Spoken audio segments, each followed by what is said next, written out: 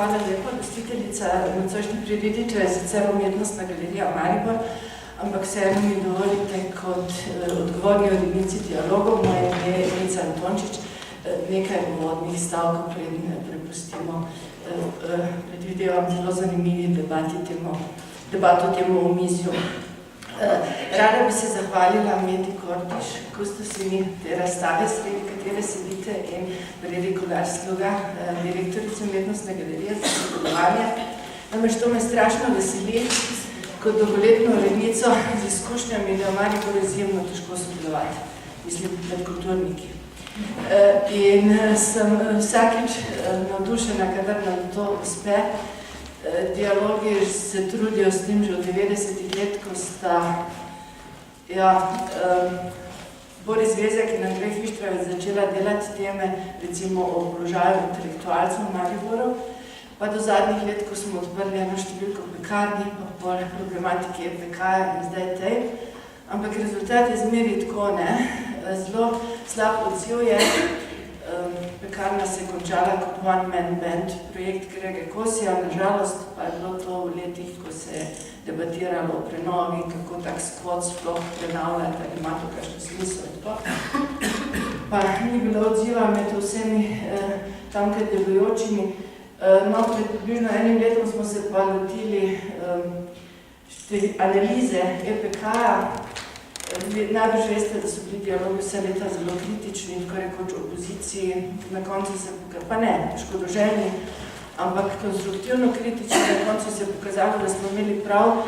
In ko smo lani hoteli narediti eno številko, v kateri bi res analizirali in vprašali mariborske kulturne subjekte, tako na strani javnih zavodov, kot neodvisne kulture, nevladnih organizacij, kaj jim je pomenila, kaj so od tega dobili, če se niso, kaj pričakujejo, smo razposlali na več kot 90 naslovov anketo, odzvalo se jih je 10.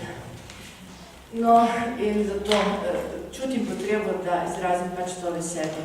Seveda tudi v tej temi ni šlo gladko. Meta bo povedala, kje se vsega nismo uspeli pokriti, kar je ona načrtovala.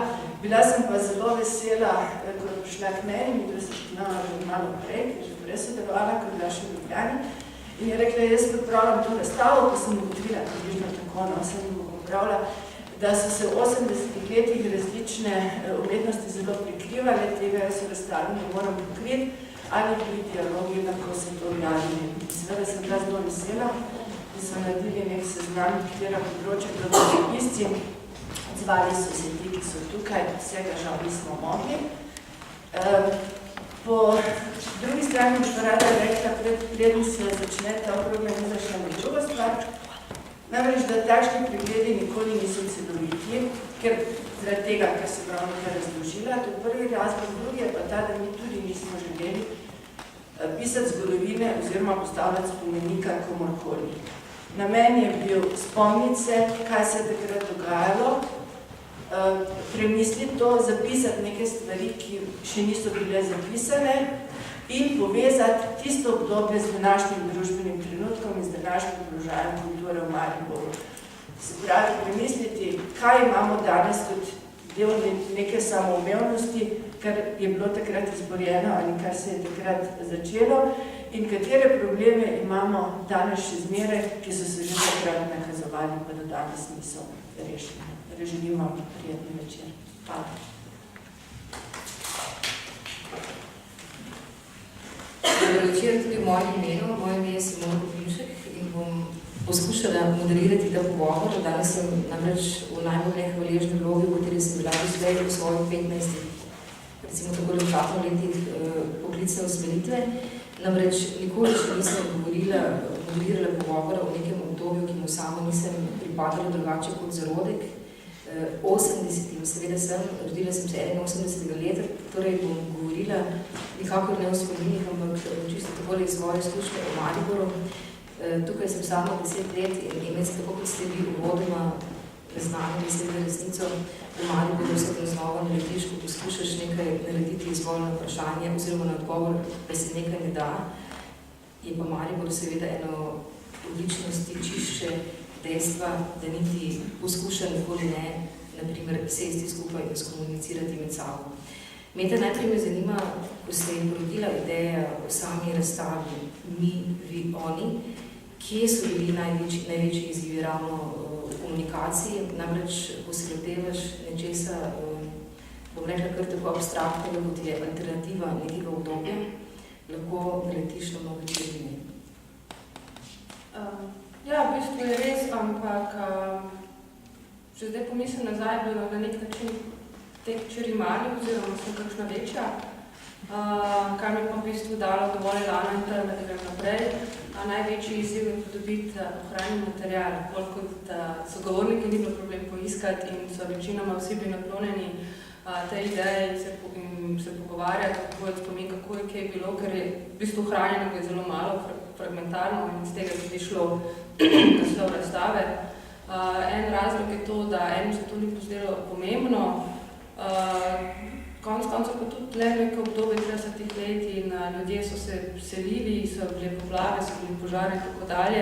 Konec koncev pa tudi so sem res še enkrat iskreno zahvaljujem, da ste si pač vzeli čas in iskali po podstrešjih, po kleteh, po svojih bivših stanovanjih, po svojih bivših ženah in tako dalje, da smo prišli do tega gradiva, tem, ki v bistvu je dovolj izčrpno, da lahko nakazujemo določene stvari, ki so se razvijali. No, razstava je spodbudila marsikatero polemiko, tudi kakšen dogodek, med drugim se je tukaj zgodil večer o alternativni literarni sceni 80-ih, ravno umetnostna galerija, v sodelovanju z MKC Črka, ga je gostila. Ne morem pa mimo zapisa publicista in pisatelja Zdenka Kodriča, ki je takole zapisal hvalevreden spomin seveda razstavi, ali je to konceptualno in vsebinsko je razstava polom. Meta, kako si se ti odzvala na to kritiko? Vse na to se ne moreš odzvati, ker ni sploh konstruktivna kritika, ampak je nek pamflet, ki sploh nima nobene osnove. Pač njegove misli tako je začutil prav, ampak ne moreš se odzivati na nekaj, kar ni na nivoju. Kaj ne rečem? Eden izmed očitkov, ki so bili izrečeni, je tudi to, da prihaja Kustosinja, ena izmed iz Ljubljane, in seveda videti razstavo o Mariboru, gospa Meta, vidite na moji desni strani, gospa Prosenc se nasmiha, ker ste zelo podobno usodo ob prihodu v Maribor imeli tudi vi, kaj ne? Boste prosim vzeli mikrofon, gospa Prosenc. So se nabrali že kar dve podobnosti. Po eni strani tisto o zarodku, ne, jaz nisem bila ravno zarodek, ko sem prišla v Maribor, ampak sem pa dejansko bila že tam blizu 40 in je pravzaprav tista moja, lahko bi rekla, obdobje zelo naklonjeno alternativi in tem podobnim gibanjem bila že mimo, ne, po drugi strani pa lahko rečem, da ne vem, kakšne so izkušnje kolegice Mete, ampak moje izkušnje so bile pa od začetka res ksenofobične strani Maribora. Se opravičujem, ampak tako je bilo. Meta, bi se mora biti navezala? Pa čisto iskreno, pač ignorirala sem to, ja. Pa konec konca tudi se gibam v drugačnih krogih in to niti ne zaznavam. Drugač pa, ja, to vem, da obstaja, ampak pač sprejmeš. Gospa Prosenc, Breda Kolar-Sluga, ki sedi v drugi vrsti, je z vami naredila intervju, ki je objavljen v dialogih, za vse tiste, ki dialogov tematski še niste prebrali. Rekli ste med drugim, da ste na svoji koži občutili močna trenja med mariborskimi umetniškimi in znanstvenimi institucijami ter politiko. Zelo zanimivo pa je, kako še vedno danes drži, kar je držalo tudi takrat, in potem je naslovljen intervju, znova po vašem citatu. Največja pomanjkljivost tega mesta je strah pred elitom in problemi, ki so obstajali v 80-ih, tudi že prej, v 70-ih, so še vedno tukaj. Ja, zdaj, če grem odkot te moje ugotovitve, namreč ravno na začetku 80-ih let se je pač zgodilo v eni zelo minimalni obliki to, da je Maribor dobil prvi novi prostor za kulturo oziroma za likovno kulturo, to je novi razstavni salon Rotoš. Vi sami veste, da to ni bila ne vem kakšna pridobitev, ampak takrat smo bili zelo veseli. Bil je nov prostor sredi mesta, ki smo ga inaugurirali tudi z novo likovno manifestacijo, to je Ekologija in umetnost, ki se je precej časa obdržala in nas je dejansko, kar se tiče sodobne umetnosti, postavila na slovenski in tudi recimo, ne bom rekla ravno mednarodni, ampak saj sosedski prostor, kot je Italija, Hrvaška, Avstrija. No in čeprav je bil tako novi prostor kot začetka ekologije in umetnosti inaugurirana s pomočjo politike, ker takrat je bilo politično zelo oportuno, da si se ukvarjal z ekologijo, so se pa stvari potem hitro spremenile. In čim je ta rotos zadihal malo drugače, kot je bilo pričakovano, je dejansko bil največji očitek, to povedala tudi kolegica Milojka Kline, ki je pač vsa ta leta mi pomagala oziroma sva skupaj se poskušali doseči najbolje. Namreč očitek, kakšno je pa to samoupravljanje, to pač je neko vrtičkanje, ne pa samoupravljanje in da smo elita. In to je tisto, kar pravzaprav se v Mariboru neprestano dogaja. Namreč z ekologijo, predvsem z drugo, tretjo ponovitvijo, so se nam odprla vrata in smo dejansko pritegnili v to razstavišče dejavnosti z področja sodobne umetnosti, ki je prej Maribor ni poznal in s tem pridobili tudi predvsem mlado publiko. In tu bi se lahko nadaljevalo, tu bi se lahko širilo in bi se bi Maribor mogoče danes že ponašal z novo galerijo za sodobno umetnost, tako pa vemo, kje smo. Še vedno na nek način v 80-ih, ne? Gospa Prosentni, še ostane malce pri vas. Kaj je zaznamovalo likovno izrazno prebojnost 80-ih, seveda upoštevaje prostorski preplet ravno med etabliranimi umetniki in alternativci, ki se, ste povedali v intervjuju, je izogibala prevelike diktature, angažiranosti in sterilnosti strogo omejevalnih konceptov, pa si takole nekako predstavljam, da bi tudi danes, trienale, kot je bil v 80-ih, bil nekaj izjemnega za mesto, ne? Ja, mogoče, lahko pa tudi kakšna druga manifestacija sodobne likovne umetnosti, mislim, jaz ne vztrajam pri tem, da je to, namreč morate vedeti, da je meni kot neizkušenemu kustosu, ki sem končno iz umetnostne galerije prišla na svobodo, kot lahko rečem, prej sem pač imela zelo ostro hierarhijo, ni bilo kaj za reči. In sem dejansko mi je ta ekologija, lahko rečem, padla v naročje.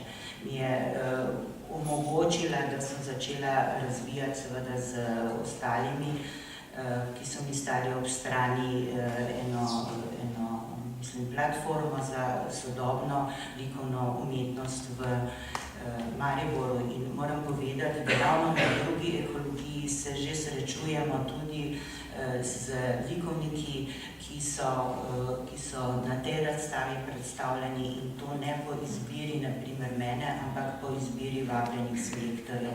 To se pravi, da so se stvari resnično začele odpirati. Je pa to bil čas, ko je v prvi polovici 80-ih let predvsem prevladovala ta tako imenovana nova podoba, ki jo je tudi nekaj videti na tej razstavi, ki jo je nekako pripeljal v Slovenijo predvsem Andrej Medved preko Benetk, preko Benita Olive, mislim, promotorja nove podobe. Po drugi strani pa v drugi polovici 80-ih let so se pa seveda začele kazati že tudi konceptualne prakse, ki smo jih z veseljem sprejeli tudi v okvir ekologije. Seveda pa so te v drugačnem pomenu konceptualne prakse bile že, kot vidimo na tej razstavi v Mariboru, prisotne dosti prej. Jaz sem pa zaradi okoliščin, ki sem jih vam omenila, ta dogajanja šele počasi spoznavala in mogoče kakšno stvar odkrila šele na današnji razstavi, oziroma trenutni. Zelo zanimivo je, ker se obiskovalci vračajo na to razstavo in vedno znova vsak odkrije nekaj novega. Toneta Parliča bom nadaljevala nagovorila, zato ker ima ob 18. premiero svoje predstave o Pekrah in se mora opravičiti, ker je v Mariboru najbolj zaposlen upokojenec. Tone, kar vedno, ko se srečujeva na omizjih, ne moremo mimo te peterice, ki je ostala nekaj, kar ni želela postati, sploh ne politična. Bila pa je angažirana v smelosti, v želji po svobodi izražanja, zelo podobno kot seveda je bila skupina zbrana okoli katedre in upam, da se boste zdaj napušenjakom navezali drug na drugega. Zdi se, da duhovna in stvarna dediščina nesoglasij iz 80-ih Tone Partljič še vedno bdi nad mestom oziroma med pripadniki določenih literarnih skupin, če jih lahko tako imenujem, oziroma vas tako imenujem. Le manj, ali vsaj manj nevidezno, nevarno je danes biti literat, kot je bilo nekoč tudi novinar. Če ste takrat morali biti previdni pri tem, kaj napišete, ker so vas vsi slišali in zaznavali, danes lahko kričimo še tako na glas, pa nas nihče ne sliši, prosim, če vzamete mikrofon. Bi morda se sliši? Bi morda absolutno ne polemično, niti malo. Bi poskušal malo bolj prijazno sliko Maribora omeniti v zvezi z recimo ksenofobijo Maribora. V gledališču, sem šel leta 1971 in sem torej vstopil v inštitucijo. Se spomnim Jančarja, ki pa je šel malo na večer, pa je rekel, inštitucije so zato malo pod vplivom študentskih gibanj, da se razbijajo. Zato je gremo v njih, da jih bomo razbili, pa ne vem kaj. Meni je bo pač hitro te ideje. In ko sem prišel 71. leta in še 10 let morda ob vsaki uspeli premijeri, bilo je kar nekaj, veste, po bačenem obdobju. Če berete njegove spise, se boste prijemali za glavo. Ker vedno reče, vsako leto imel referat, pa je napisal, naš umetniški nazor je znanstveni dialektični materializem. To je naš gledališki koncept. Videlo nekaj kasneje to manj zbral, pa tudi v Belograno. Če je bila kakšna dobra premijera, recimo Legenda o svetem Učeji, ki so pripravili tudi v Ljubljani, ali pa Galileo, kakšne velike predstave, ko je zavesa padla in smo se objemali za odrom, da je uspelo, se upravičujem zlasti damam, je bil najbolj pogost stavek, pa smo dali Ljubljani po pički. To je bil vedno en znak. S tem smo mi praznovali svoje uspehe, da smo to naredili. In v taki klimi sem živel, čeprav je že takrat nisem delil. Gospa Meta, boste priznali, ko sem čul, da se tu dela razstava, sem šel poiskat, da bi vas videl, kdo je ta punca, ki zdaj to dela, in sem kar rekel, da kaj sem videl, se mi zdi super. Sam torej tega nimam, nisem imel niti tega, ne bi rad, da tudi predam bi omenil tistim, ki grem mogoče tu na Živce, bom šel s tem še bolj. Ko sem bil poslanec, so mi več čas očitali, zlasti kantorje, se vedno stavil, da nisem dober Mariborčan. Čeprav gre za državni zbor, ne za zbor občin, da sem slab, da se premalo tolčem za Maribor. Edino zdravo izkušnjo, ki pa je ne bi kazalo pozdraviti, Maribor je imel veliko dobro izkušnjo z potrpežljivostjo in sprejemanjem drugih, čeprav tisti, ki s tem ukvarjajo zgodovina, zlasti vejo, da ni šlo lahko. Nam je prišlo 4000 primorcev med obema vojnama, ki so nekaj bili, so bili z večine poprečju več kot Mariborčani, bolj izobraženi, drug temperament in je, čeprav je Maribor tako tiščal, se Zorko Simčič pa drugi tem pišejo, so vseeno mesto prekvasili, pred nekim nacionalnim ponosom, pa sploh s ponosom. Tudi v gledališču je bilo od 22 igralcev, je bilo čez 12 iz Trska, tako je, pa s Primorske. Name je naredil največji vtis Bojan Štih, ki je bil tu kratko obdobje, preko je bil pod Mestne ljubljanske drame, mestnem gledališču pa v Celju, ki ni ravno, bi rekel, proizvedel v teh 3 letih nekih velikih uprizoritev. Moče 2-3 so bile nadpoprečne. Toda tu smo začeli igrati Filipčiča, Marka Švabiča, fante iz Ljubljane, ki jih nismo niti poznali. Dal je režijo Jemco, Branki Nik, Isto Kovačičev, če naštevam samo tiste, ki niso uspeli. In je več čas rekel, Parlič, to ni mariborski oder od vas pa od mene. To je servis, da se lahko mladi ljudje sprobajo, pa če imajo 2 poraza, koliko ne bomo več imali. To je bila velika razlika, recimo, od gledanja Branka Gubača, kaj je oder, pa teh hodičev do dana ne bomo ga spustili, to bomo vse mi sami. Štih me je nekak Zato je tudi, ne bom rekel, da je zato moral iti, ampak je bil apologet odprtosti. Vse je bil in špekulant in ne vem kaj vse, ampak eno toleranco, zlasti pa to je zahtevalo, da bi se moral Maribor odpreti. Mene je za razliko od Emice nekako pritegnila projekt EPK, zato, ker je rekel, da bo odprl vsa 4 vrata, da bo pripravil ljudi iz Maribora, pa je večero, prosti, da je od tebi itak se ne bože. Tudi če ne je bil tu. Od tebi itak se ne bože. Ne, so že punce napadle, kaj bilo iz Ljubljane, pa pisma bralcev, in se mi zdi, no, da ne vem, kako se je vse to posrečilo, ampak se mi zdi, da se je tam se stvari vseeno malo odprle. In da temu najbolj manjka, nismo pa, tudi Jurčič je nazadnje začel Mariboru časopisom in tako dalje. Ne bi rad, da bi se za celo, poznate Krambergerjev spis, Hvalnica Sivine, ki pravi, kako je srečen, da živi v tej industrijski puščavi, ki pravi, v Ljubljani ne moreš iti od lokala do lokala, da ne bi razpenjeni nekaj ljudje spreminjali, pa imeli to idejo. Pa zdaj to, pa to je, kaj se reči, o tem niti ne znanim, sami prebivalci sveta. No, jaz mislim, da ni bil tako zaprt. Moja izkušnja s katedro, ki je izhajala že dosti pred Dejanovim uredništvom, tudi pred Jančarjevim, najprej so imeli ti visokošolski zavodi. Se spomnite z Bračičem, mislim, da je bil Slavko Pukl, pa Milan Golob, da so bili eni prvih. Potem sem tudi jaz tam nekaj urejal rubriko, potem so jo pa ukinili, pa je rekel zaradi denarja. Malo so se pa tudi že se kakšen Jančar pojavljal in je bila potem priloga Tribune.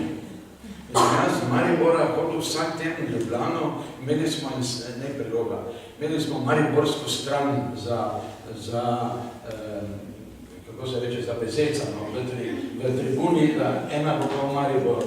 In jaz sem tisto eno stran tako hodil tja, se spomnim mladih fantov Dušana Ivanoviča, me pogledal, rekel, mariborsko stran bom zanemaril, ker se v njej ne splača govoriti in to dalje. No, potem se pa že pojavil Jančar in drugi, potem jaz tudi nisem več sledil. Jaz sem tudi bil star 40 let, v letih 80 in verjamem, moče še tudi kdo sedi, ki si jim šel takrat na jetra, ker sem že bil v inštituciji, torej v SNG.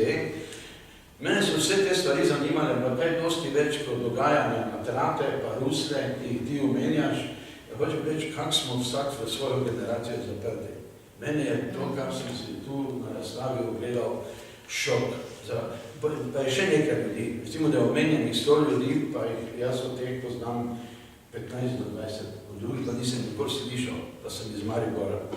20 let sem bil starejši, delal sem v neki drugi sferi in točno tako je, ne samo, da se moramo razmeniti, ker vsi ogroženi. Kaj se ti mladi zaradi, kaj mi delajo? Nam kar pobrali, pa oni vladali, in se takoj gre v Mariboru na pope vsaka inštitucija.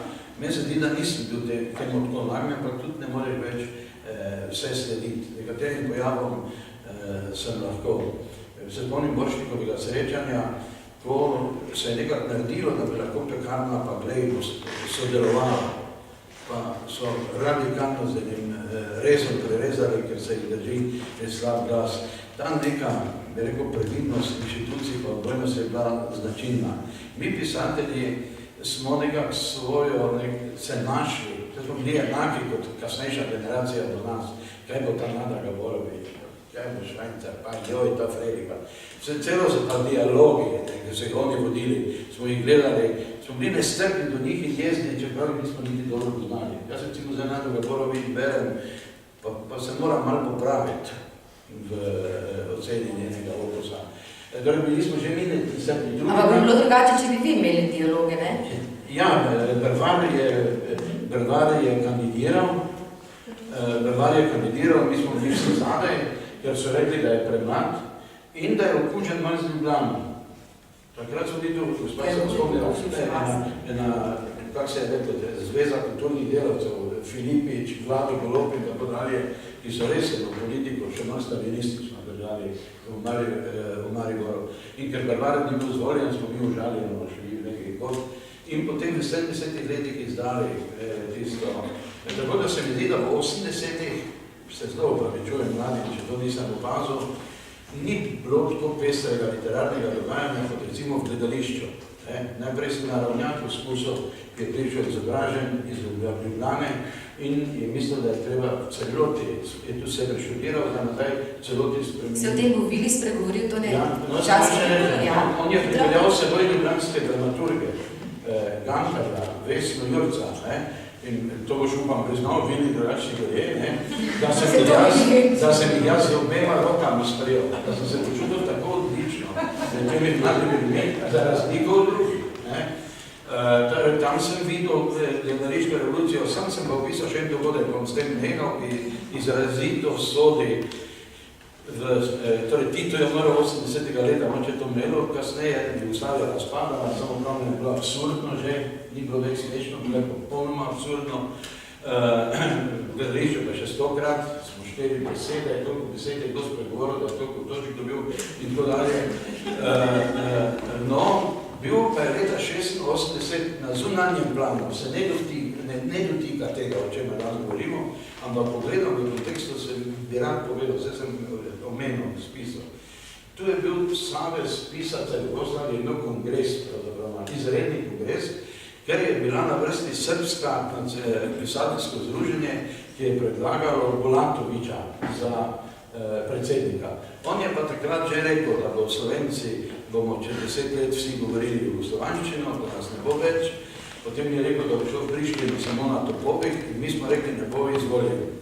Jaz bil takrat predsednik slovenskih pisateljev, da so rekli, ne bo v Mariboru in v resnici na mesto 2 dni je trajalo 4 dni in ga nismo izvolili.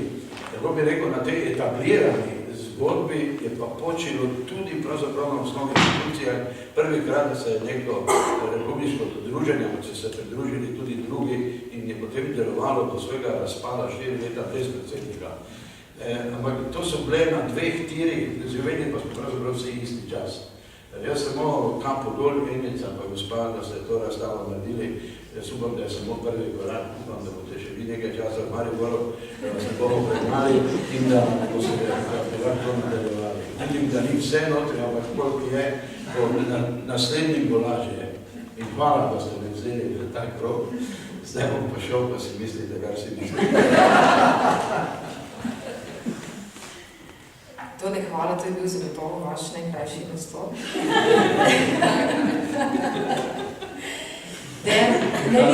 Ni treba odgovoriti. Dejan, zato ker tvojega prispevka k dialogu ni tukaj, ne moram drugače vprašati, kot v kakšnih spominih so tvoje 80-ta bila so zelo pestre. Ti si takrat bil, mislim, da skoraj najmlajši izmed vseh sogovornikov danes. Ti si še mlajši od njega, ti še nisi pripadala tako 80-ih kot Dejan. Zdaj, ko je gospod Partlič šel, sem hotel vrniti kompliment, da decembra 12 z vstajami smo mi Ljubljani spet dali to, kar je prej gospod Partlič omenil. Torej spet smo lahko ponosni drug na drugega. Sicer pa moja uredniška ekipa je prišla na katedro, mislim tam v začetku 80, torej v prvi polovici, mislim, da smo prišli 84, ne spomnim se to čisto natančno. Peterica je bila gotovo ena izmed naših velikih inspiracij. Večino smo jih osebno spoznali, razen gospoda Krambergerja. Janče ni tak bil urednik na katedri, torej gospod Partlič je bil naš velik zaveznik zunaj kroga katedre. Se uvodoma, ko smo imeli arhiv, na katedri nikoli ni bilo nobenega arhiva. Mislim, tudi takrat, ko smo mi prišli, je bil totalno zanikan, prevarjeve pesmi pa so bile noter. Medtem, ko pa naš velik soborec je bil pa pokojni France Forstnerič, ki je takoj stopil, torej, ko se je začela frka z katedro, so nam hoteli razsuditi nek kontrolni organ, ki se je takrat reklo časopisni svet, nekaj takega, to je bil podobno kot so nadzorni odbori v današnjih podjetjih in takrat, ko smo mi začeli pač svobodno pisati, pa razmišljati, so najprej odstopili člani tega časopisnega sveta, ki so bili pač delegirani strani takratnih družbeno-političnih organizacij in je grozilo, da bo časopis postal nelegalen, v bistvu torej ilegalen in bi nas na način zlahko ukinili in takrat je France Forstnerič sam prevzel vodenje tega časopisnega sveta in opravil eno izjemno, genialno bitko, no, in nas je tudi inštruiral v teh strateških fintah, kako se boriti proti režimu. No. Drugače pa mi, torej generalna skupina, s katero sem jaz prišel iz Ljubljane, študija filozofije, v Mariboru v bistvu ni imela prav velike povezave s kulturo, oziroma niso prišli neposredno iz kulture. Smo pa kulturo razumeli v zelo širokem smislu, torej kot neko dejavnost, ki napotuje na razmišljanje in ga tudi razvija. In v tem smislu smo se našali, za nas so bili recimo happeningi na javnih mestih enako pomembni kot koncerti alternativnih skupin v kleti Gustava, kjer smo lahko kadili jointe, torej tudi namenoma, da bi izzivali zunaj. In so se nam zdele te intervencije, kar je Meta zelo dobro poantirana na razstavi, intervencija v javni prostor zdele ključne za prodor vsakovrstne kulture, pa kulture v najširšem smislu. In ker smo razumeli kulturo na ta način, torej da pač spodbuja k razmišljanju in če ne, si pač ne zasluži imena kulture, smo se tudi tako dobro najbolj zaradi tega ujeli z kulturniki, ki so bili takrat v prodoru, kot recimo Vili. Tako da moji spomini na 80. v Mariboru so izjemno dobri, pozitivni. Tudi nikoli nisem, torej kot Mariborčan itak nisem imel kakšnih teh ksenofobnih občutkov, v bistvu jih ne poznam. In tudi ne spomnim se, da bi bilo v 80-ih karkoli lahko takega, da bi Mariboru očitali ali ksenofobijo, zaprtost, kaj pa vem, gojenje stereotipov. Mislim, da je bila scena zelo, zelo svobodna, odprta. Ampak kako je, ko Mariborčan govori o Mariboru, neko spominjate? Ja, no, vem, nazadnje sem tudi novinar, ne, Prosim, da se kar priključite, če imate... Samo to rekla, da je to moje doživljanje ksenofobije zelo osebno, ne toliko na nekem širšem, mislim, da nismo tukaj zato, da bi pač osebne zgodbe. A so kar pomembne, se mi zdi. Mislim, preko osebne zgodbe, recimo v 80 je bila ta scena zelo, zelo primerljiva danes. Torej, ni bilo spletene mreže posameznikov, ki bi bili svobodni, ne? Se še ta mreža še ne vzpostavljala, te osebne izkušnje so bile izjemno dragocene. Torej, na kateri, ko smo se dobivali, smo se ogromno naučili, ravno iz osebne zgodbe, podobno kot je danes, recimo. Meni je veliko upanja vzbujalo to, recimo, ne vem, izvolitev rektorja Rebolja, župana Fištravca.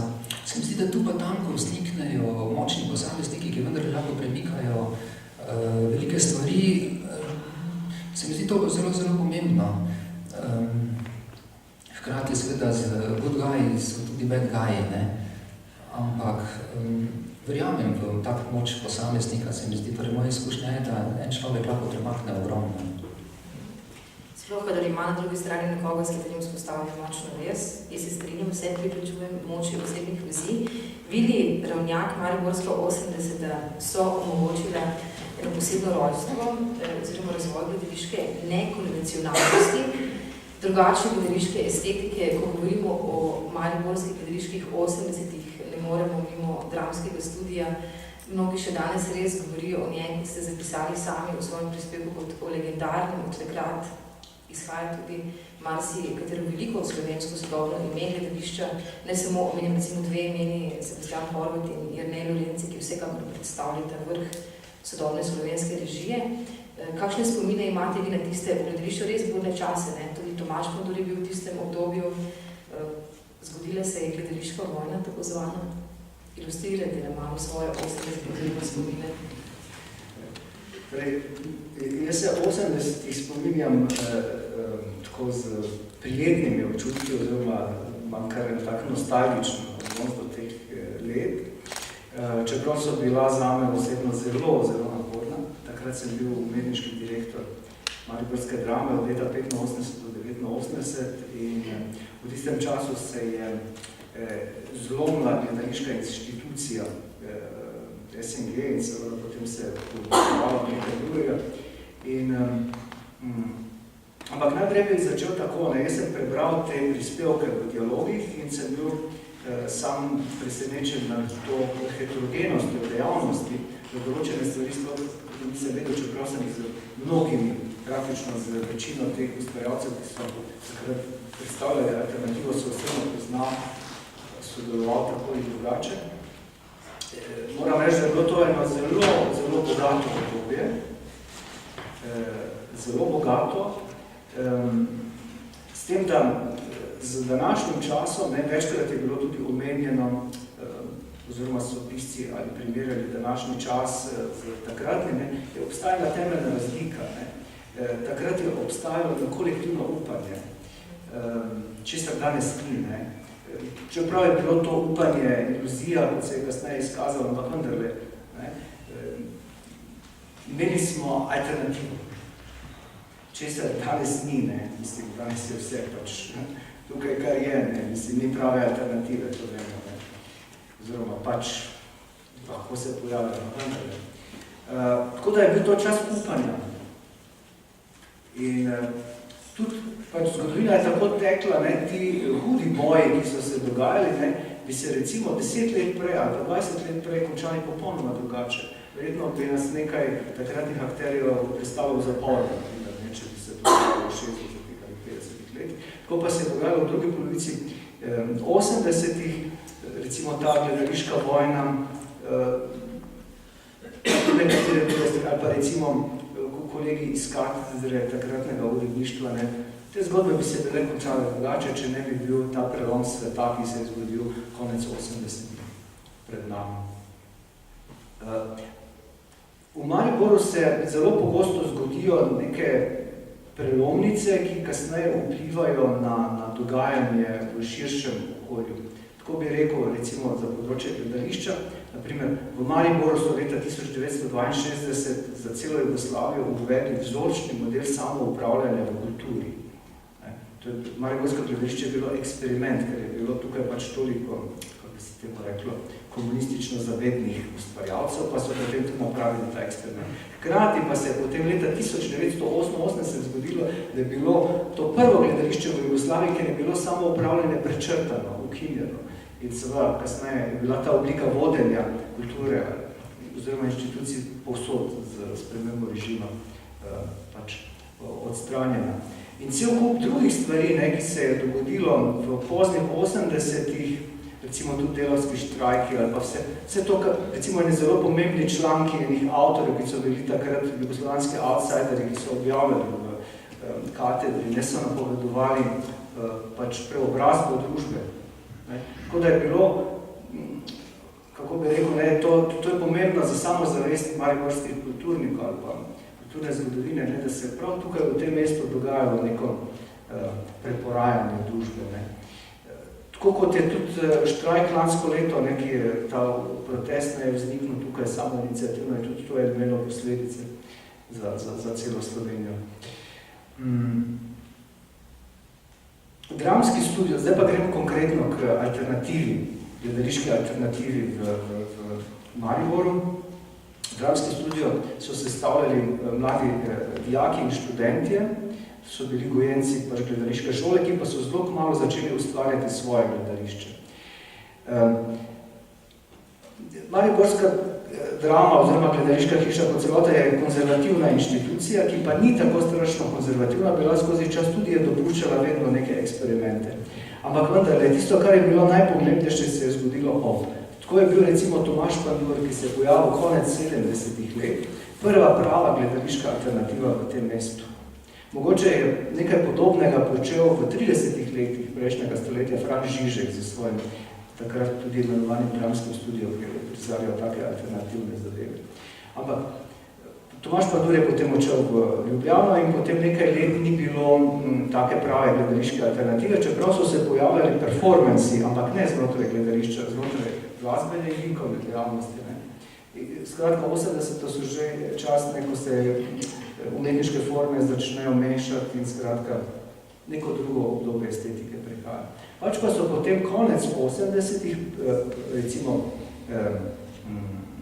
ti mladi gojenci začeli pravo alternativo, to je gledališče Rusli, potem gledališče Mrtvi in pa še prej Igor Štromajer, ki pa je bil dejansko začel pravo ustvarjalnost šele v Ljubljani, ko je bil na akademiji. Ampak on je Igor Štromajer, ki je danes pač recimo eden najbolj reprezentančnih ustvarjalcev alternativnega gledališča ali pa alternativne estetike, je gojenec oziroma učenec dramskega studija. Prav tako Sebastian Horvat, Jernej Lorenci, pa še cel kup drugih. Ne.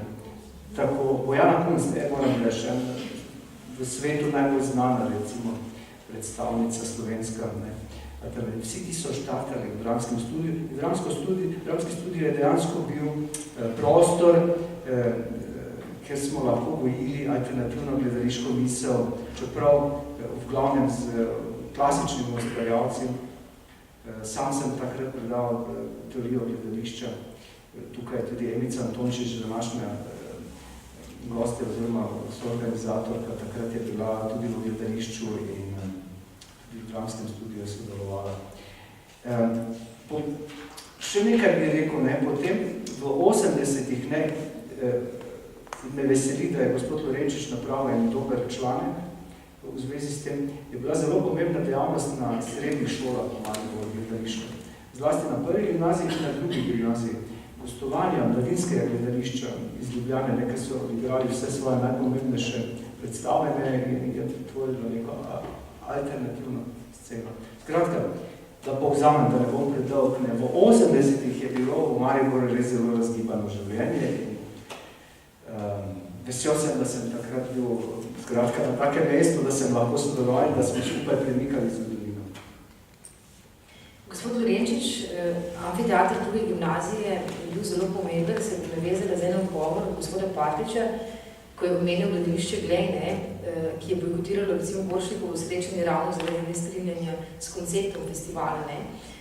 Vi ste ravno to gledališče Glej privabili k sebi? Glej, niti povabili, niso tako da Glej, mladinsko gledališče, tako. Če se še alternativ mladinsko je pa res zaradi takratnega koncepta Borštnikova srečanja, ki je bil več ali manj pregledno srečanje vseh gledališč, vsak je pač bil uvrščen z eno predstavo, je zaradi svojih takratnih predstav rekla, mi na ta festival z eno predstavo ne grejo, v bistvu pač takšne, kot so bili z Dušanom Ivanovičem in naše vse predstave so za Borštnikov.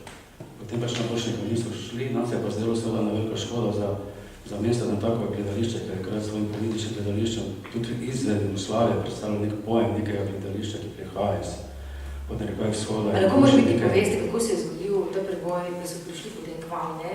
Nek vaš dijak je prebral, če ja, Boža Novak je pač prišel k meni in pač rekel, tam neki Dušan Ivanovič, jaz sem rekel, Božo, to ni neki, to je gospod tovariš, če je bil. In seveda, to ne gre tako, noč ljudi tako naslova, to je najbolj znanih režiserjev, teatrologov. Ampak on je rekel, Bože, kot mlad tam gimnazist, je rekel, vse, to nima ne veze, kar pokliče, zna prije k nam. V telovadnico. V telovadnico je pogledal, potem smo pa tiste razrednega sovražnika predstavili gor v amfiteatr, ki nema niti enega mikrofona, niti ene luči, nič. To je bila prazen prostor z nekimi zavesami. Potem pa smo se pač dobili po tiste predstave za Dušanom Ivanovičem in rekli, da naredimo pač festival, prvi festival mladinskega gledališča v Mariboru.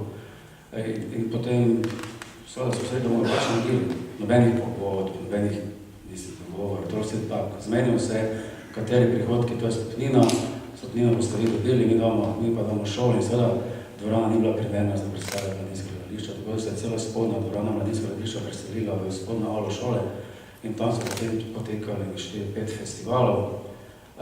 Predstave so bile vse razprodane, bil je boj za vstopnice takšni, kot smo bili, ne pač alternativci, seveda nobene vidkarte ni bilo, tako da takrat na Mariborska smetana morala sta čakati zunaj vrsti. Tudi telefonski vstopnici smo sprejeli rezervacijo, da vsak je prišel, da se karto kupal. Celo učitelji so imeli samo omejeno število vstopnici. Tako smo pač ta festival potem še 5 let poganjali, kar pa svoje življenje prinesli, kar pa na večjih hecih. Končal se pa je festival, zadnji festival, začutili smo, da se stvar počasi izteka, da se je prispela, časi so se spremenili zadnji festival, zadnja predstava zadnjega festivala mladinskega gledališča, bila pa v veliki dvorani SNG-ja. In to je bila še Gerezada, pa Tomaža Pandorjan, takrat smo se dali vsi skupaj v roke, bilo je eno lepo obdobje. In se na vrhuncu poslovili, ne? In se na koncu poslovili, res pa je, da smo še drugo alternativo, seveda tudi prihajali na šolo kot Glej, Pozorište, Dvorište, Zetiva, da nas zabradili, še drugi so prihajali na šolo. Tudi iz Češke, bilo je kup, seveda, anekdotičnih primerov, ampak zanimivo je bil sistem financiranja. Vse financiranje šlo samo iz stopnine, nobenih pogodb, po koncu predstave na roko, gremo, potem pred... Rezervo so pa bile vstopnine iz šolskih plesov, ne? To je pa druga zgodba, mi smo pa pokrivali Seveda, nekateri so v tem nekaj zaslužili, seveda bi nič praktično, pa kljub temu tiste stroške so bili pa šolski ples, bili so ti znani šolski ples in na šolski ples je ga pa šla za to. Zdaj, mi smo tudi počeli, en razlog je bil tudi malo sebično, če smo čisto pošteni. Mi smo vedeli, mi smo bili na tem, da nas okine, drugi gimnazija je bila na odstrelu leta 82. In tako se pač Slovenci, marsikaj kultura, hrana in drugi gimnazija, mi smo vedeli, da moramo nekaj narediti, da nas bo mesto začutila. Vedeli smo, da moramo stati prisotni v prostoru z neko stvarjo, ki bo Mariborča nekaj pomeni. Zato smo seveda vse te neskončne predstave, ki so ne samo to več čas potiskali naprej, tako da se končno gimnazija ohranila leta 90, prišla gimnazija nazaj in šola bila spet druga gimnazija leta 90. Da je bila tudi ta element, je bil ohranjena šole preko kulture. Povejte še prosim, kako ste oglaševali te vaše predstave? Ja, za današnje čase, seveda, da se ne mogoče, namreč takratne izložbe so bile najboljši reklamni prostor, seveda, vsak je napustil, da plakate obrne izložbe, polepili smo jih po mestu, delali so to vse skupaj dijaki, plakate je poslal, ne vem, Dušan Pernat iz Marke iz Ljubljane po avtobusu, s prevodnik jih je meni dal, jaz sem šolo nesel, prosil to raznesli po mestu, polepili mesto, polno teh plakatov, danes je to, niti snaga na tistih njihovih panojih, ki morate plačati, nima toliko teh za oglaševati. Na prav način smo pač, res pa je, da so delali otroci dijaki. Dijaki so bili vsa tista delovna sila, ki je to delala vse brezplačno, noben jih vprašal za študentski servis, ki je takrat niti toliko niti še bilo ni. Edina nagrada za otroke je bila pa ta, to ime pa sve takrat dosti omenilo, da po predstavi smo pa šli na večer in takrat za otroke je bilo doživetje, da so sedeli zraven Dušana Ivanoviča, Milene Zupančič. Pa dostop do temnice ste jih omogočili, ne? Ja, to je bil taki kultni prostor, kjer se marsikaj nam dogajalo, ker se otroci imeli tudi ključ preko vikenda in vem, da tam marsikaj se zgodilo, da pa ne šla naprej. Povem je samo, da pravi gospod Lorenčič v svojem prispevku v dialogu, da je potem, ko je izvedel, kaj so vse dijaki in dijakinji počenjali v temnici, razmišljal o ponovni posvetitvi tega prostora. Gospod Rajko Muršič, bom vas citirala in tudi prosim, če se pridružite seveda, takole zapišete. 80 leta v Mariboru so bila leta paranoidne politike, ki je v alternativcih večinoma videla državne sovražnike, so pa bila tudi leta, v katerih se je dokončno zabetonirala obupna kadrovska politika na domalo vseh ravneh družbenega, političnega in kulturnega življenja. Njene posledice čutimo še danes. Nekateri sogovorniki pravijo, da vendarle ni najbolj povezal med 80-imi in današnjim časom. Vsekakor je, ne? Ja, včasih upam, da jih ni. Tole, ker sem tole napisal, v bistvu citat iz 80-ih let. Naredil sem namreč en poskus, ki se je izkazal kot zelo zabaven. Človeški spomin je namreč strašno čudna zadeva in če živiš v enih čisto drugih vodah in jaz že, seveda, zdaj pa že lahko rečem, da skoraj da 30 let ne živimo v Mariboru, vse redno, ne, od konca 90-ih oziroma 80-ih pa tudi redno, ne, skratka, prej sem tako občasno prihajal nazaj, se je izkazalo, da seveda nimam tistega spomina, ki bi ga lahko rekel s kontinuiteto in sem moral uporabiti svoje stare zapiske, ki sem jih pripravil takrat in vmes še nisem uporabil. No in prav ta odlomek je iz tistega časa, ne, sem ga samo apliciral na sedanji čas, čeprav moram reči, da jaz dejansko ne vidim nobene bistvene razlike med tisto mariborsko elito, ki govorimo o gospodarstvu in po politiki v 80-ih letih in danes. Zame so to enake nesposobneži, kot so bili takrat in danes. Ni neke prav nobene strukturne razlike. Zdaj tisto, kar pa sem hotel povedati z bolj optimističnim tonom v celotnem prispevku, je pa to, da je pa Mariboru omogočil eno posebno toleranco. Zdaj moram reči, da sem, ko sem poslušal sogovornika od začetka, sem na nek način zapadal v nekaj, če moram reči, krize identitete. Jaz se še vedno proglašam za Mariborčana, čeprav, kot pravim, že živim skoraj 30 let v Ljubljani in si ne znam drugače predstavljati tega, kako se vidim. Po drugi strani pa tiste, recimo ksenofobije ali pa odklanjanja tujcev v Mariboru, vse v tistem krogu, v katerem sem se jaz družil, nismo čutili. Čutil sem kvečemu kot navijač nogometnega kluba Maribor, ampak to je popolnoma druga zgodba, ki imajo čisto drugo, recimo temu celo folklorno dimenzijo. V tej sceni, v kateri smo se znašli, tudi ni bilo nikakršne kontinuitete, ni bilo nikakršnega, recimo temu, skupnega institucionalnega druženja. Tudi danes se čudim, koliko ljudi pravzaprav iz tiste glasbene scene, ki smo jo v 80-ih letih deloma so ustvarjali, deloma pa živeli za njo, pravzaprav jaz tudi danes ne poznam. Marsikaterega glasbenika, za katerega sem seveda videl tule, tudi na tej razstavi, da je kaj prispeval, jaz niti takrat, niti danes nisem poznal. Kar pomeni, da je bil Maribor precej večji, kot se zdi na prvi pogled. Precej večji in precej bolj raznolik, precej bolj barvit je bil tisto, kar je meni, recimo še danes na nek način nenavadno, pa hkrati se mi zdi samo umevno to, da smo tudi bendi, ki smo takrat nastopali na različnih prireditvah, igrali tako različno glasbo, ki je ravno tako ni mogoče spraviti v isti predal. Vse tiste, kar sem jaz počutil, ni mogoče spraviti do besedno nikamor.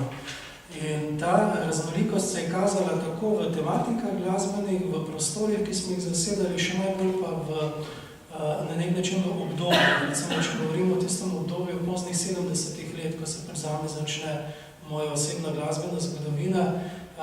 Zelo dobro vem, da v letu 77, ko sem jaz pač prvič, kot se reče po domače, padel na Sex Pistols, v Mariboru ni bilo to ravno pretirano popularno, oziroma je bilo samo nekaj ljudi, ki so to zadevo sploh poznali, zelo malo pa takšnih, ki bi kaj podobnega hoteli tudi početi. Potem v zgodnjih 80-ih letih se naenkrat pojavil kup bendov, ki, kot sem rekel, jih niti ne poznam najbolj dobro, in nekaterih bendov tudi nisem nikoli slišal. Preprosto zato, ker sem bil leta 81 in 82 v vojski. Takrat se je zgodil prvi koncert za Mariborski klub leta 82 na Rotovškem trgu. Ne vem, če si predstavljate, kakšno krasno glasbeno prizorišče je to. Rotovški trg je eno najboljših prizorišč, kar si lahko zamislimo za koncerte. Jaz enostavno ne razumem, kako je mogoče, da je v nekem trenutku nekomu padlo na misel, joj, to je pa preveč hrupa za mesto. In zdaj so koncerti, tu so drugot, mislim, da na Rotovškem trgu že dolgo ni bilo ničesar. Tako da to prizorišče bo treba absolutno obuditi. No, v glavnem, tiste glasbene scene, ki se dogajale, takrat je bila popolnoma drugačna. V tem je bil jeseni, naslednji koncert v hali C Mariborskega razstavišča, to je tam, kjer je zdaj kino, oziroma tale kompleks kinematografov. In na tistem so pa že nastopile 3 punkovske skupine. In vse 3 so prihajale iz Obrobja in nekateri med vami mislim, da sem o teh rečeh kar izdatno opisal v preteklosti, ker me prav zanimalo, zakaj hudiča so tam v vaseh od Selnice, Obmorij do Trat nastali punkovski bendi leta 82, v Mariboru pa še vedno ne. Božjast je sicer že 81. nastala, ampak kakšnega koncerta iz 81. 82. Božjasti priznam, da se ne spomnim. No, oni so nastopili kot nekakšen dodatek pred vsemi drugimi, so tako ne samo zaradi glasbe, ampak predvsem zaradi besedil naredili štalo in so tudi pokazali, da sta na odru zaživeli 2 različni kulturi. Potem je bilo en kup akustičarjev tukaj v Mariboru in to nekaj odličnih izvajalcev, ki so ravno tako prispevali eno svojo šporo, nekateri delajo še danes, nekateri so seveda potihnili skozi čas. Potem samo 2 leti kasneje, če sem zdaj bil v letu 82, leta 84, 85 začne delovati dosta aktivno ena zadeva, ki je bila pa popolnoma zunaj kakršnih koli okvirov, kakršnega koli stika s čimerkoli, kar je bilo v mestu, imenovala se Inkriminalni kolektiv.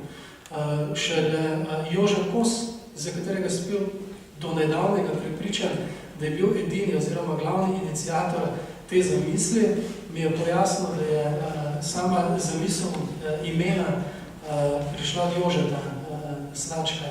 A je tako? A boš potrdil Jože? Ja, ne? Jože je bil skroven. Tega jaz takrat nisem vedel in pravzaprav to je bil nov podatek, ki sem ga od Jožeta dobil. Skratka, naenkrat se je vzpostavila ena mreža, ne vem, koliko nas je bilo, nikoli ni bilo definirano, koliko ljudi o tem sodelovalo, ampak po moji oceni tam nekaj okoli 10 do 15 ljudi je bilo vsega skupaj, ki smo na različne načine sodelovali, na različne načine vzpostavili stike in potem se kar iz nikoder dobesedno pojavi en možakar, ki se imenuje Marijo Mrzidovšek. Njemu sem namenil pa en večji del svojega besedila, zato ga zdaj posebej omenjam, ker me je navdušil z glasbo. Ker je preprosto igral nekaj, kar je presegalo na, ne vem, kako bi to temu rekel, ampak v vseh pogledih je njegovo delo presegalo okvire, ki smo jim pač bili do takrat vajeni. Pa ni nič tako posebnega dela, če bi pogledali vsako stvar posebej, ampak ko se šteješ skupaj, pa je izdal možakar 70 kaset v 3 letih, oziroma 4 letih, recimo v slabih 4 letih, imel je razpredeno mrežo dopisovanja z več kot 200 ljudmi po vsem svetu, sodeloval je na ta način, da so izdajali skupno glasbo z ameriškimi muzikanti, pa z nekaterimi drugimi iz Evropa, nekaj časa delal tudi na Nizozemskem, še danes je legenda v določenih krogih. Moram reči, da kar naenkrat se zgosti vsa ta energija, ki se potem okoli 85. 86. manifestira v enem od večjih, pomembnejših koncertov v dvorani Nigrada in takrat na nek način smo začutili, čakaj, tule pa nekaj je. Ne? Masaker je tako rokotal, kot si težko danes predstavljamo. Bilo je še nekaj različnih bendov in tam vse do konca 80-ih let je bila scena dokaj zanimiva, ni bila omejena za Mariborom, bila je pa na nek način notranje, tako izdiferencirana, da je nihče ni mogel povezati, reči, aha, tole je pa mariborska alternativa. Kaj takšne pravzaprav ni obstavljeno? Bilo jih je več, bilo jih je, ne vem, vsaj 5-6 različnih tokov. In deli te glasbene ustvarjalnosti so v mestu seveda na srečo ostali, deli so se preoblikovali. Jaz sem kar precej prepričan, da pač z leti, ko se staramo, da poslušamo več tega, kar dela najmlajše, da še vedno v Mariboru kar izdatno ropota, če ne pa bo zagotovo zaropotalo še bolj izrazito naprej. Glavno, da si bil malo daljši, to je približno to. Fino, se je čas, da v Mariboru zaropota. Meta, pred začetkom omizja smo govorili tudi o naslovu razstave Nivi oni. In malo si kdo vem, da ne ve za vsebinsko usmeritev naslova. Bi nam povedali kaj več o tem? Ne se slišimo. Preprosto, iskala sem nek kratek naslov, ki pač podnaslov je, da se razloži, kaj je, kje in kaj, ne, rabiš pa še nek podaren naslov. In čisto skozi raziskavo sem odkrila, da pač, no pa tudi potem, ko so skavali z Kosmač, so kustosinjo razstave sestavljali razstavo skupaj in gotovili, da pač so različne koncepti in pojmovanja, kdo bi pa zdaj alternativa, pa kaj je alternativno. In ljudje so pač imeli različne predstave in čisto iz tega izhaja. Ne? In hkrati pa je alternativa vedno neka opozicija, neka pozicija moči, ali pa oni se razdevajo neko moč. Tako da vedno si v opoziciji, njih zaradi tega pač mi, vi, oni, kdo je zdaj, kdo se pač lahko vsak posameznik odloči. Hkrati pa to tudi nekako tudi zanimivo sovpada, zaradi tega so postavili ta tekst od Andreja Fištrovca, ko lepo analizira nek politični tekst, kaj naj bi samoupravljalno ljudstvo počelo in hkrati v bistvu sami sebe zanikajo. Ne? Če smo pač v samoupravljalnem sistemu, torej smo si vsi enaki. Ne pa, da potem nekdo nam delegira, kaj naj bi počeli. In pač on se tam sprašuje, kdo smo mi, kdo so oni. Tako da na nek način čist v intimnem smislu, kako so posamezniki se dojemali in se dojemajo, hkrati pa tudi skozi neko konkretno politično govorico te danje časa. In tako so prišli do tega naslova. Naj povem, da je Andrej Fištrevec bil tudi vabljen na omizje, je tudi potrdil in se kasneje zaradi obveznosti upravičil, je po svoj uvodnik v tematske dialoge sklenil takole: 80 ponujejo, da jih razumemo in se z njihovo pomočjo vrnemo v sedanjost, bi lahko nadaljevali v prihodnost. Dejan Pušenjak, a ti vidiš alternativo v Mariboru danes, leta 2014? Kaj je zate? Kaj si predstavljaš kot alternativo Mariboru v današnjem času? Ko je vse mogoče pravzaprav, pa hkrati nič se zdi se tako. Vidim, ja. ko vlečem sporednice preteklih 30 let, se mi zdi, da v glavnem ostaja bolj ali manj enako. Se pravi, vse te subverzivne prakse, ki spreminjajo zgodovino, je enako. Včasih je enako, včasih je malo težje, včasih je malo lažje. Recimo, če se spominjam 80-ih, se mi zdi, da recimo je bilo prav gotovo enako stanje, ne vem, najkrajše temu rečejo duha časa.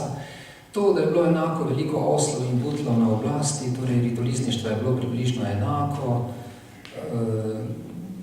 kaj vem, kretenov na odločujočih funkcijah, prav tako negativna selekcija je bila prav tako, mislim, predkanih lopovov je bilo približno enako, je bilo pa tudi v bistvu pametnih ljudi približno enako. Tako da tu 80-ta pa današnji čas niso kaj bistveno različni.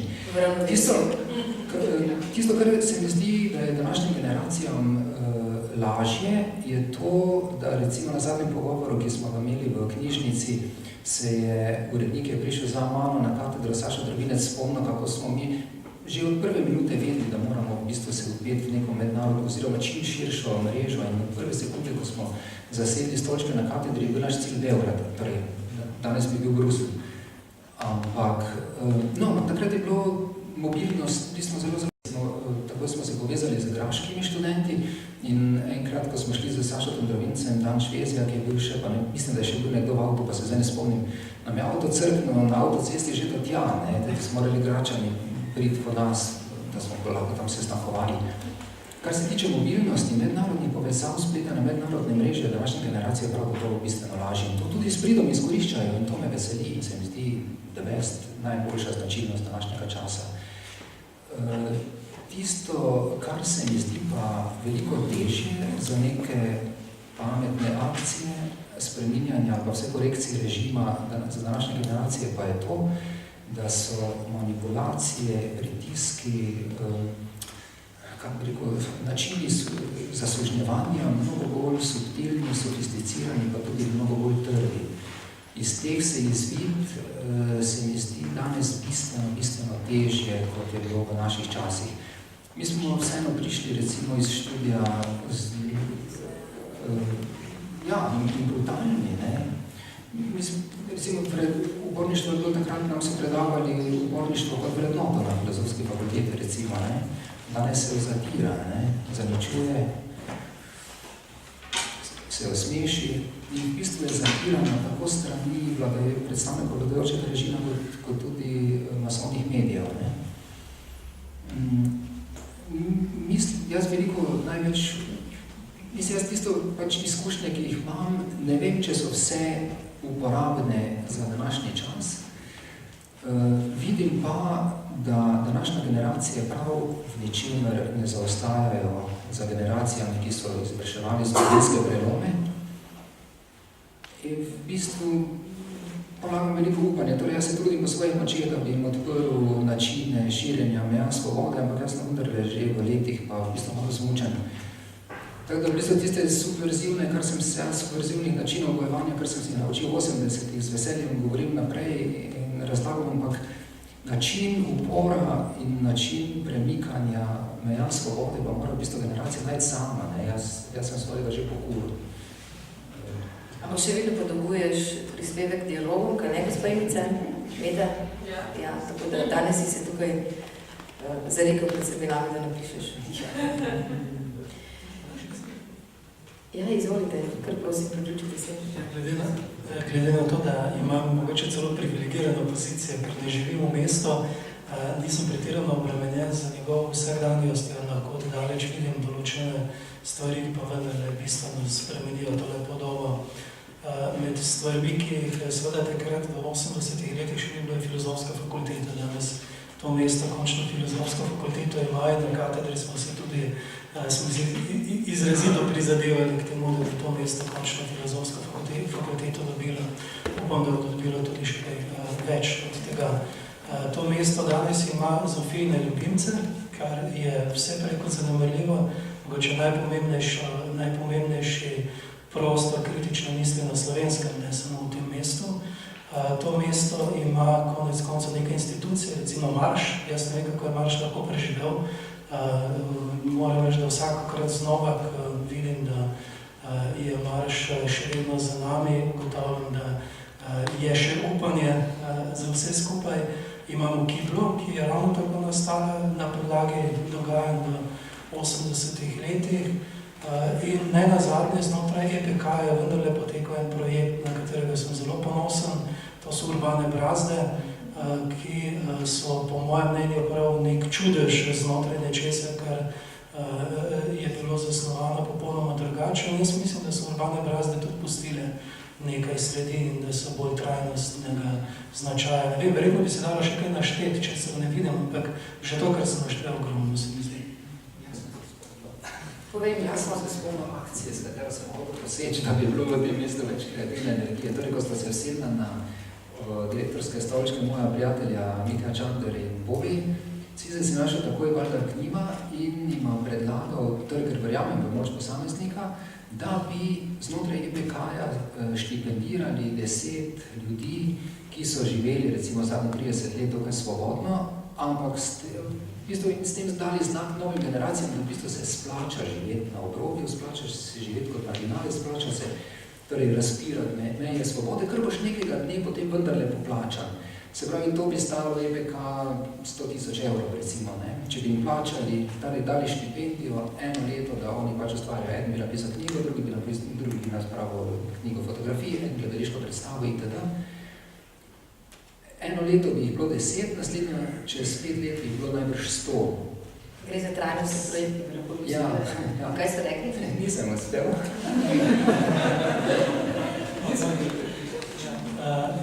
Pa vendar je, da obstaja danes projekt Castrobe, ki vendarle prinaša to vrsto učinke, da seveda ne pozabim Pekarne in pa Gustava, na katere sem pa še posebej ponosen.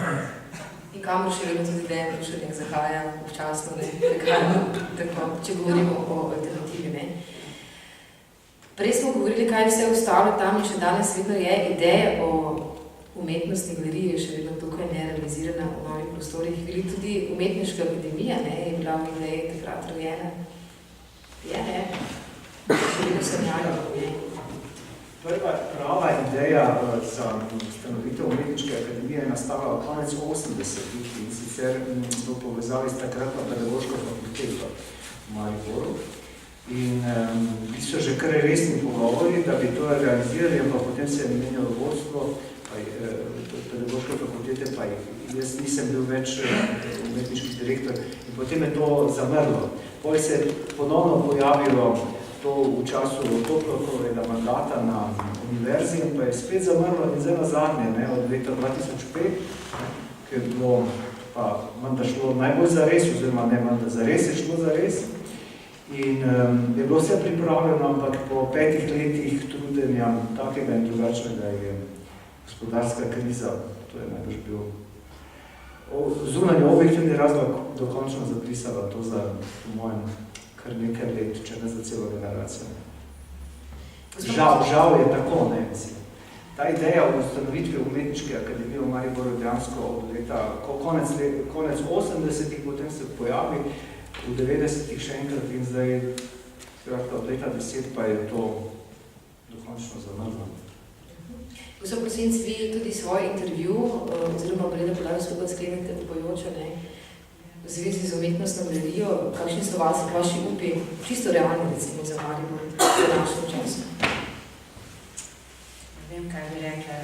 Preden se je začel tale pogovor, sem s svojim sosedom, gospodom Lorenčičem, se pogovarjala o tem in je izrazil pravzaprav eno začudenje, zakaj iščemo vedno nove lokacije, zakaj se ne skoncentriramo na eno lokacijo in to vztrajamo. No, in sem mu jaz odgovorila, da je dejansko se pač začela ta akcija za obnovo in širitev galerije že v času mojih začetkov, oziroma celo profesor Rudolf je že pisal o tem, ampak da je to minilo toliko časa že, da se je povsem način likovnega izražanja spremenil, da so se pojavile ogromni formati, da so se pojavile instalacije, video projekcije, skratka vse to, česar ta stara hiša, ki je spomeniško zavarovana, ne prenese. Ne? In tu nastane ta velik problem, da ta lepa hiša za izredno lokacijo, saj za potrebe sodobne oziroma moderne sodobne umetnosti ni dovolj in da je nujno, da bi Maribor dobil hišo, kjer bi se vse to lahko dogajalo. Ne? Seveda se pa potem mimogrede spet vprašamo, kaj s to hišo, ne? In recimo moja taka idealna vizija bi bila hišo preurediti za eno res ekskluzivno stalno zbirko, ki bi pač predstavljala eno tako zgodovinski spomin na razvoj Maribora in pa stavbo, kjer bi se lahko pač dogajalo to, kar se danes v svetu dogaja. In sam moram pa na žalost ugotoviti, da vse skozi, v vseh teh premenah, pa arhitekturnih načrtov, pa ljudi, ki so pri tem sodelovali, pa v kontaktu z upravo, z vlado Maribora in države, da se je vedno našel nekdo za figo v žepu. No. To me zelo skrbi. Ampak upajmo, no, tudi svojo mlado in zelo vztrajno naslednico in želim, da bi dočakala. Jaz bom najbrž prišla s palčko na otvoritev. Za pomočjo vseh vas. Ja, če si želi najti razlog, tega se mesto ne nauči, ne. Čeprav verjamemo dejno in stojimo za tvojim mnenjem, da posameznik lahko zelo veliko naredi. Ampak umetnostne energije pa ne more. Bistveni so zares ustrajni posamezniki. Hvala Bogu, jih je vedno bilo dovolj, oziroma to, da pač so stvari vseeno šle naprej. Rad bi vas spomnil, da je tudi novo gledališče, se pravi nova dvorana, pa adaptacija gledališča trajala skoraj 30 let. Da so prve ideje o obnovi gledališča, oziroma o tem, da je treba v Mariboru zgraditi večjo dvorano že iz leta 1919. In so se bolj vsake tog časa obnavljale skozi celo stoletje in potem, skratka, v začetku 70-ih oziroma od leta 76, ko so se začeli prvi pravi načrti, oziroma potem leta 78 prva gradbena dela, leta 94 je bila otvorjena velika dvorana in potem leta 2003 je bilo še vse gotovo. Skoraj 30 let torej je to trajalo. Ampak, če ne bi bilo teh vztrajnih posameznikov, se to ne bi zgodilo. In še nekaj, jaz nisem Mariborčan, jaz sem prišel v to mesto leta 83, pa sem po ne vem, po kilometri še vedno tukaj. Skratka, postal sem Mariborčan, rojen sem v Celju, tako da se nimam za Mariborčan, čeprav zdaj se imam, glede na toliko časa sem tukaj. Ampak v tem mestu je stvarno težko sodelovati, to, kar je bilo že na začetku povedano. In to je eden najtežjih, kako bi rekel, makropsiholoških problemov tega mesta, kakor je nasploh težko sodelovati v Sloveniji, oziroma med Slovenci. Mi pač težko sodelujemo, zato ker se počutimo tako v drugem ogroženi, ne da bi drugega podpirali in se veselili uspehov drugega. Uspehi drugega nas ogrožajo. Zelo dosti krat je tako, da niti ne poznajo Mariborčev in delati. Je izjemno slab pretok med kulturnimi vejami. Tako da to, kar se recimo dogaja na enem umetnostnem področju, ne vedo na drugih umetnostnih področjih, ampak ta slab pretok je že od nekaj. Mogoče je v 80-ih, zlasti v alternativnih progih, alternativnih umetniških praks bil relativno velik pretok, smo se družili različni ustvarjalci, to glasbeniki, likovi in tako dalje, literarni ustvarjalci, ti, ki so predstavljali alternativo. In večkrat je Ljubljana vseeno podprla zadeve, pa so v Mariboru zblokirali zaradi majhnih posebnih interesov. Tukaj pač posebni interesi igrajo tako odločujočo vlogo. Zato bi vsekakor apeliral na te, ki zdaj vodijo projekte umetnostne galerije, da so vztrajni. Edino z vztrajnostjo, čeprav je včasih kot najbolj Sisyfovo delo, ampak edino strajnost prijete dali. A boste kaj dodali? Ja, se samo to hoče reči, da je ravno če govorimo o gledališču tukaj pač osebnost, kot je bil dr. Hartmann, ne, z vso svojo karizmo, z vsem, mislim, tudi položajem na državnem nivoju, ne, recimo jaz osebno sem bila na tem področju zelo slaba, ne. Nisem imela, in ravno tu sem čutila to neprijaznost Maribora, nisem imela absolutno nobenega zaledja, ne, in v bistvu, kar je ironija šele danes, ko sem gospa upokojena, mi ljudje pač priznavajo, da sem kaj, da so bile stvari bolj ali manj v redu, ne. Samo, ja, je, žal, ne, mislim, to zdaj nekaj, patetično se sliši, ampak tako je bilo in sem se včasih čutila prav nekoliko kriva, da nimam tega zaledja, ki bi mi pomagala pri prodoru, da bi se nekaj spremenilo na področju stavbe.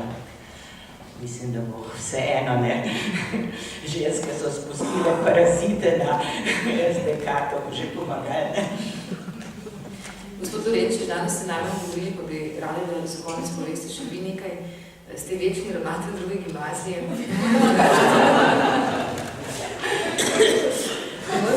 Ampak počakajte, da zastavim vprašanje. Vi pa sodelujete z marsikom v mestu, ne? Povejte, je težava te nepretočnosti tudi pri vas tako priliva? Sodelujete s festivali, seveda Maribor, inštitucije sodelujete med sabo, ne? Težave seveda se pojavijo pri politiki kulture oziroma pri kulturni politiki, ne? Kakšne izkušnje imate vi danes? Je tako res tako težko. Ampak vi imate, vi ste vseeno v gimnaziji, ne, povezujete mlajše. Tisto, kar smo mogoče mi ves čas, že za vsega začetka dela, nismo toliko pregnali z mariborsko sceno. Nismo. Mogoče je to recept. Ne, res, nismo. Nismo z tem pregnali. Vedeli smo, da ko smo začeli recimo uvajati program mednarodne mature, ne bilo popolnoma jasno, da je program za nas iz Maribora velik, za obaj tudi, da bomo to težko naredili. In v tistem trenutku smo se pač želeli ne tako povedati, čisto na osebni ravni povezali z gimnazijo Bežigrad. In tisti, če smo se kdaj obremenjali s kom, pa se še danes obremenjujejo, oni pa z nami, ne, mi se z njimi. Vemo, da so dobra šola, da so zelo dobra šola in na ta način... Hoteli ste reči, da so najboljši, ne? Videla sem, ker ste najboljši, ampak ste se spomnili, da ste želi boljši. Res nismo se toliko s tem obremnevali in včasih nam to reče, da smo pač nek otok, da v to sceno včasih tudi ne pašemo, ne trdim pa, da Mariboru ne vračamo marsičesa, tudi ne odreagiramo, bomo rekel včasih užaljeno, ker če nas mesto ne sprejme, nas pač ne sprejme. Vemo pa, da se do nas v mestu sprejema, vemo tudi, da nas sprejema pa tisti, katerim je ta šola namenjena, to je mladim, zdaj verjetno pri kulturnih institucijah, verjetno si vsak svojo ciljno skupino poiskal. In na ta način pač skozi ves čas prihajamo. Ker se rekla, da sem večna, bil sem tudi 7 let takrat direktor Zavoda za šolstvo, pa bojo razliko, takrat, ki smo pa najbolj začutili med Mariborom pa ostalim delom Slovenije, zelo konkretno. Ko so ljudje prihajali z nekimi zgodb, s projekti, šlo za velike denarje, so prihajali dostikrat na ta način, da so nas postavljali pred dejstva, da je to tako samo posebej razumljivo, da je moramo to narediti, ampak to tako, da smo prišli z konkretnim projektom zelo narejenim. Torej, to več mi nismo mogli kaj dosta reči. Potem smo jih hteli odpraviti s tem, da so rekli, zdaj, to sicer sedi, ampak zdaj to treba en dolg proces priprave, pogodbe, pa vsega tega, pa so nam oni to primer veljeni, zdaj na šol. Ne, ni problem, mi že pogodbo imamo. Kak? Ja, ok, imate. Zdaj morate pa to uskladiti z našimi službami, ne to smo mi že naredili. Že imamo. Torej, kaj je zdaj, kar stalo še tam drugega, ja, podpište. In potem nisem podpisal. Z razliko od marsikoga, ko prišel k nam, bilo prvo, pa ne res ne zmerite tega, no. To je slopo, z Maribora rekel, prvo stvari mi smo pa z Maribora. Ja, in? Ok, vse fajn, da ste, ampak zdaj, bodite zelo konkretni, bodite. In še nekaj, nam olešate del, če naredite tisto, kar moramo narediti, ne. Mogoče ni prenosljivo na kakšna druga področja, to je bila naša, moja izkušnja tudi pri obnovi šole, ker je šlo za velike denarje, to je bilo 11 milijonov evrov. To je velik denar. In smo ga dobili v roku, ampak res v roku 10 let. ampak z eno vztrajnostjo in z nenehnim priganjanjem ljudi tam, pa po drugi strani spet z neko korektnostjo, ko so nas nažali, nismo šli za neko žaljenost. Pač, ja, okej, gremo še enkrat, pa še dvakrat. In to mogoče, ker je bilo to, ko ste že imeli, kar ste rekli, pa gospod Ravnek, ni drugega vztrajnost. Zdaj, sve zakuhamo si pa marsikar bo Mariboru sami, ko sami begamo en drugega, ko dajemo na dečaj, tu za vas pa nam pade, pa gremo na drugo stran Mač, pa spet nismo tam, pa se gremo na SDK, pa upam, da bo se pri tem ustali, da ne bo potem spod nekdo v Mariboru rekel, pa ne v SDK, to se spet ni za vas, gremo pa v PDK, kam in kam. In na ta način, tudi pri tisti, ki vam morajo denar dajati, izbujate neresnost. Mene zelo žal to reče. Jaz zaupam, da se morate nekje sustaviti, ampak to niste vi sami krivi. Veš čas vam neki strici tu tiščijo, gremo tja, pa gore in dole, na koncu niste, oziroma ne vi, zadnji Maribor in tu, in ker to je problem tega, ne. Bi kdo? Dejan pravi, da še imamo vedno v Mariboru graditi telefonski zapasti, ki niste slišali. Bi mora biti kdo iz občinstva še kaj dodal? Nihče? Potem predlagam počasi, da zaključimo, Meta, bom dala sklepno besedo tebi. A je se tukaj za 80-imi v umetnostni galeriji Maribor končalo z razstavo Mili oni, odprla je marsikaj, smo se pred začetkom mizi ravno pogovarjali, literate navdihnila seveda različne ustvarjalce. Na televiziji Maribor se ravno kar pripravlja dokumentarec o 80-ih, alternativnih 80-ih. Lahko samo rečem, da namen te razstave in moj namen in moja želja in upanje je bil ta, da res doseže čim širša polja, različne debate, različne poglede, ne samo o likovni umetnosti, ampak različnih pojavih umetnosti in tudi v družbi sami. Kajti konec koncev, hočemo ali nočemo, umetnost je del življenja, umetnost je življenje in umetnost je ideja. In če smo pač lahko razburkali to, potem je muzej moderne sodobne umetnosti, kar umetnostna galerija Maribor je dosegel svoj namen. To lahko rečem. In tudi hvala, ker ste omogočili to narediti. Tako, v imenu umetnostne galerije Maribor in seveda v imenu revije Dialogi se zahvaljujem za ta obisk. Za vse tiste, ki še dialogov niste držali v roke in tako zgledajo, prosim, vzemite jih in jih preverite. Prispevki so izjemno zanimivi. Sklenila pa bi z mislijo, da je napuščanje, ki verjamejo v posameznika, začne seveda pri nas samih, se začne. Če ne boste verjeli vase, ne bo v nas in v vas verjel nihče drug. Hvala lepo vsem in lep večer še naprej.